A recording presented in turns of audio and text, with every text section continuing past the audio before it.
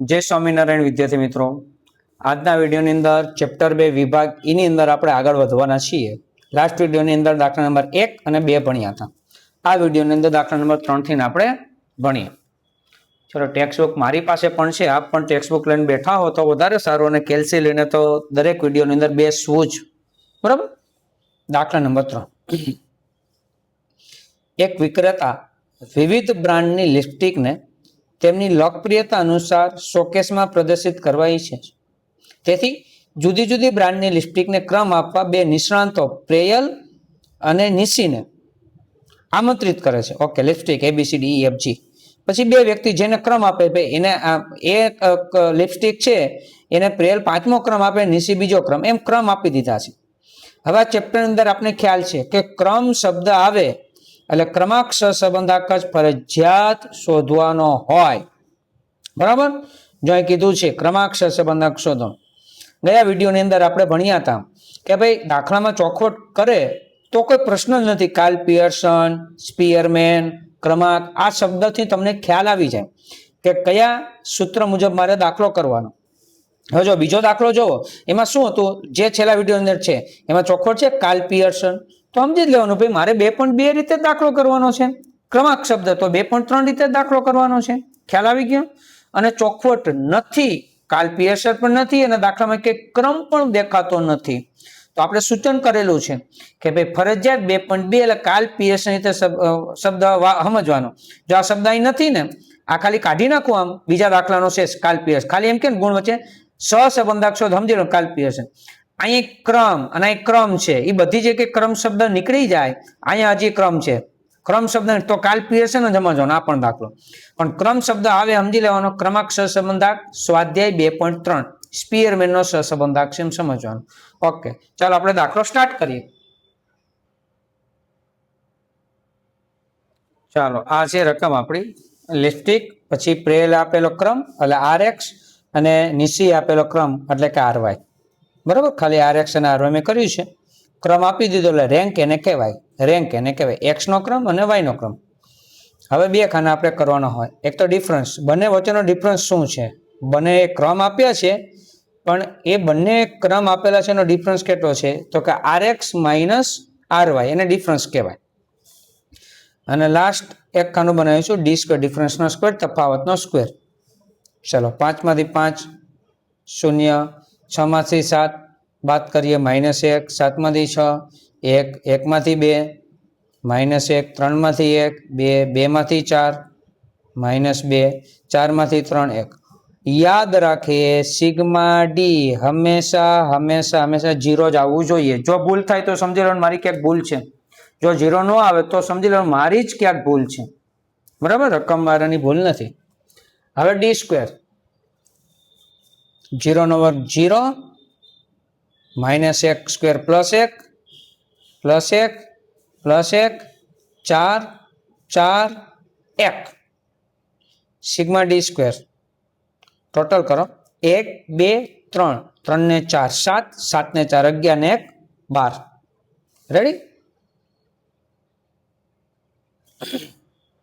Okay, હવે ક્રમાંક સહસંબંધકનું સૂત્ર આવશે ને,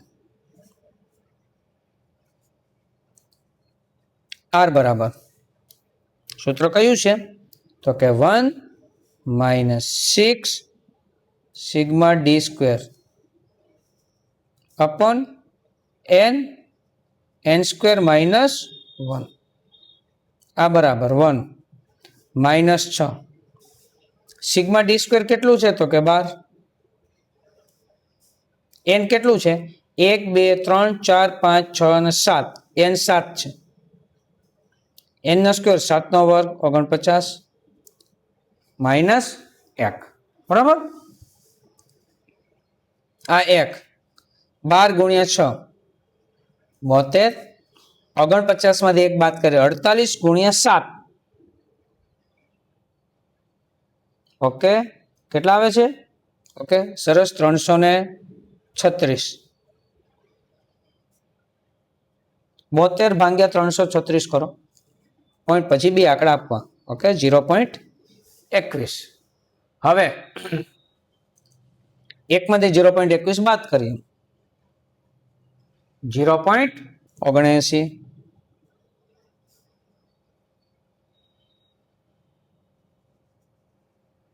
સરસ. આ દાખલાને આપણે જવાબને આપણે એક ખાનાની અંદર પૂરીએ. હવે દાખલા નંબર 4 જોજો. આ ચોથો છે. શું છે? અમદાવાદ શહેરમાં ચાના ભાવ અને કોફીના ભાવ વચ્ચેનો સંબંધ જાણવા માટે એક વેપારી છેલ્લા 6 મહિનામાં ચા અને કોફીના ભાવ વિશે નીચે મુજબ માહિતી મેળવે છે. આપી દીધું. હવે છે આ પરથી ચા અને કોફીના ભાવો વચ્ચે ક્રમાંક. જો શબ્દ આવી ગયો સ્પષ્ટ, તો આ દાખલો ઉપરના જેવો થયો ને કે નહીં? અહીંયા શું છે? પ્રેયલે આપેલો ક્રમ આર એક્સ અને આર વાય છે. અહીંયા ક્રમ શબ્દ નથી, છે આ ક્રમ. અને એટલા બધામાં ક્રમ હોય તો દાખલો કેમ ન કરવો? તો આ દાખલો થોડોક જુદી રીતે છે. ચાલો કરીએ, આપણે આગળ વધીએ. ચલો, આ રકમ છે દાખલા નંબર 4 ની. હવે આપણે ક્રમ આપવાના છે. આ દાખલા અંદર ક્રમ આપી દીધા હતા, આર એક્સ અને આર વાય. રકમ જ એવું હતું, નીચે મુજબ ક્રમ છે. અહીંયા નીચે મુજબ ક્રમ છે એવું નથી, પણ ક્રમાંકસર સંબંધક શોધો એવું કીધું છે. એટલે ક્રમ આપણે આપવા પડશે. એટલે હું લખીશ આર એક્સ અને આર વાય. તો એક્સ ના ક્રમ આપીશ, પેલા મોટી સંખ્યા ગોતીશ. ઓકે, એને પેલો ક્રમ આપીશ 450. દેખાય છે ને કેટલામ ક્રમ આવશે? એને નંબર 1. એના કરતા નાની રકમ છે 370. એના કરતા નાની રકમ છે 360. એના કરતા નાની રકમ છે 340. એના કરતા નાની રકમ છે 320, પાંચમો ક્રમ, અને 300, છઠ્ઠો ક્રમ. 1 by 1 મોટી રકમથી લઈને નાની રકમ સુધી જવાનું, એટલે ઉતરતા ક્રમમાં જેને આપણે કહીએ છીએ. એ જ રીતે વાય ની અંદર હવે આપણે જોઈએ છીએ. ચલો, મોટી સંખ્યા કઈ છે એ મને જણાવો જીને. ઓકે, 215. એનાથી નાની રકમ 200. એનાથી નાની રકમ 190. એનાથી નાની રકમ 180, ચોથો ક્રમ. અહીંયા પાંચમો ક્રમ અને અહીંયા છઠ્ઠો ક્રમ. આના ટોટલની જરૂર ન હોય એટલે ડેશ હેઠા મેં કર્યા છે. હવે મારે ડિફરન્સ શોધવો છે બંને વચ્ચેનો. હવે જેમ દાખલો આપણે અહીં કર્યો છે ને એ જ રીતે દાખલો થાય, પણ આપણે દાખલો પૂર્ણ કરીએ. R X minus R Y. 4 માંથી 3 બાદ કરો, 2 માંથી 1, 1 માંથી 2, 5 માંથી 4, 6 માંથી 6, 3 માંથી 5.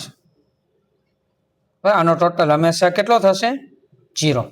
જુઓ, 1, 2 અને 3 પ્લસ 3, -1 -2 -3. હવે આવશે ડી સ્ક્વેર 1 નો વર્ગ 1 1 1 1 0 4. ઓકે વિદ્યાર્થી લખે સાહેબ આવડશે, આ દાખલો આવડશે. ઓકે સરસ. ટોટલ 4 5 6 7 8 8નો ટોટલ થાય. ઓકે, જે વિદ્યાર્થી મિત્રો લખે સાહેબ આવડશે એ બધાને ખૂબ ખૂબ ધન્યવાદ. ચલો, તો તમારી ઉપર છોડીએ છીએ. આ દાખલો તમારે જાતે હવે કરવાનો રહેશે, એટલે હું એરો કરું છું. ફેર ખાલી એટલો, અહીંયા ક્રમ આપેલા હતા, અહીંયા ક્રમ આપવા પડ્યા. હવે દાખલા નંબર 5.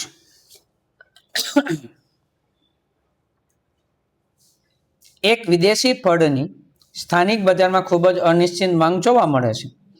ફળોનો એક વિક્રેતા તે વિદેશી ફળોનો ભાવ અને પુરવઠા વચ્ચેનો સંબંધ જાણવા નીચે મુજબ છેલ્લા 10 મહિનાના સરેરાશ ભાવ અને પુરવઠાની વિગતો મેળવે છે. ઓકે, આ બે ખાના આપી દીધા, એક્સ અને વાય.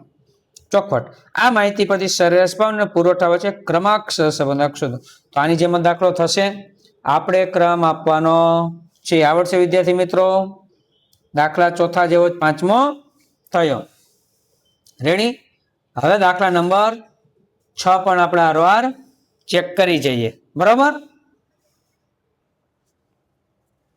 દાખલા નંબર 6 ની અંદર હવે આગળની બે લીટી નથી, ખાલી છે ક્રમ મળે છે, ક્રમ આપી દીધા છે.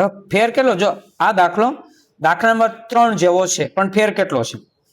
ક્રમ આપી દીધો એટલે આર એક્સ અને આર વાય, પણ ક્રમ પોઈન્ટમાં છે. દેખાય છે ને? અહીં પોઈન્ટમાં છે. એટલે આ બે ક્રમ સરખા છે. બીજે કઈ સરખા દેખાય છે? 1 2 3 4 5 6 નીચેમાં પણ આપણે ચેક કરી લઈએ. 1 2 3 4 5 6 આ બે જગ્યાએ સરખું છે. ઓકે, તો અહીંયા સૂત્ર CF વાળું આવશે. યાદ આવે છે? દાખલો કરીએ આપણે, તમને ખ્યાલ આવશે. ચાલો, આ રકમ આપણે લખી છે. હવે ડિફરન્સ RX માઇનસ RY, 5 માંથી 7 બાદ કરીએ, -2, 1 માંથી 1 0, 2 માંથી 4 -2, 3.5 માંથી 6 આપણે બાદ કરીએ.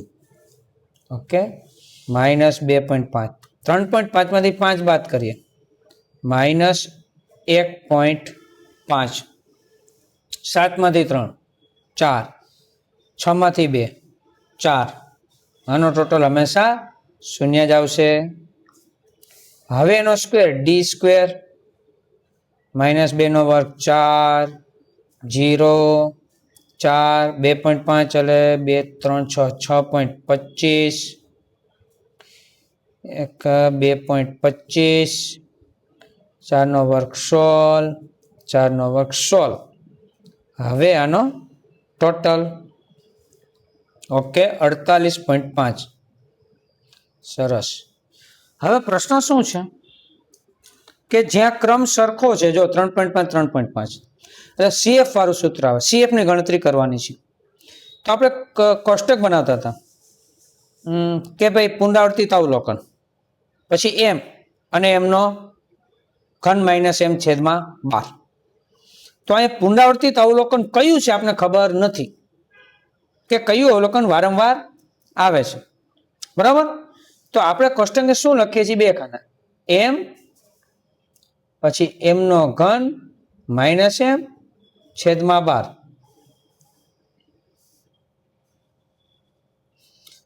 તો કે M એટલે કેટલી વખત આવે છે કોઈ અવલોકન? તો કે 2 વખત. જો 2 વખત ક્રમ સરખો દેખાય છે ને 3.5 3.5, બરાબર? બીજે ક્યાંય એકડો બગડો તગડો ક્યાંય સેમ દેખાય છે? આમ સેમ નથી જોવાનું, આમ આ ખાનામાં ઊભા ખાનામાં RX માં ક્યાંય સરખું નહીં, તો કે RY માં ક્યાંય સેમ, તો કે નહીં. ચલો, તો કે એક જ અંક છે જે 2 વખત આવે છે. આ બગડો M નો ઘન -M છેદમાં 12, તો 2 આવે એટલે આપણે કીધું હતું ખબર, 2 નો ઘન 8, 8 માં 2 જાય 6, 6 ભાગ્યા 12, 0.5 આવે. હવે આનો ટોટલ કરીને એને CF કરે. ટોટલમાં તો આમાં બીજું કઈ છે જ નહીં વિદ્યાર્થી મિત્રો, 0.5 એક જ છે, આ 0.5. તો સૂત્ર કયું મૂકવાનું થાય? R બરાબર 1 -6, ઇન બ્રેકેટમાં જવાનું, sigma D square plus CF છેદમાં n સ્ક્વેર -1. આ બરાબર આ 1 - 6, સિગ્મા D સ્ક્વેર 48.5, CF 0.5 છેદમાં n 1 2 3 4 5 6 ને 1 7, 7 નો વર્ગ 49 -1, આ 1 માઇનસ 48.5 પ્લસ 0.5 એટલે 49, 49 ગુણ્યા 6 તમે કરો અને મને કોમેન્ટ્સ ની અંદર જાણો. 49 ગુણ્યા 6, ઓકે 294.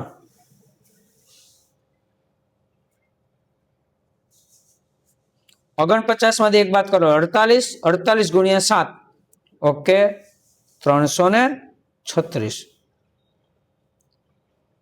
294 ભાગ્યા 336 કરો,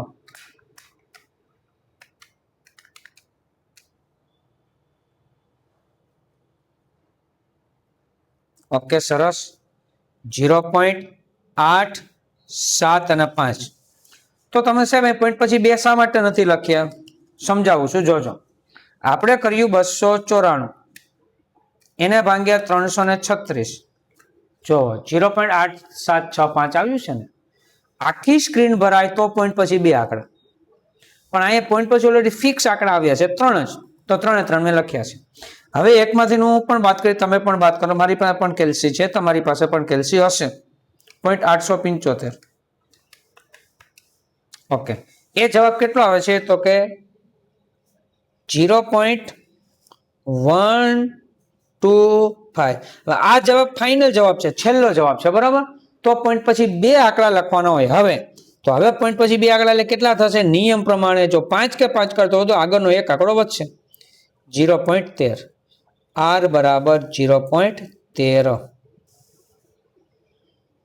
તો આ વિડીયોની અંદર અહીં સુધી રાખીએ છીએ. નેક્સ્ટ વિડીયોની અંદર આપણે વિભાગ F ભણવાના છીએ. ત્યાં સુધી સખ્યાસરના જય સ્વામિનારાયણ.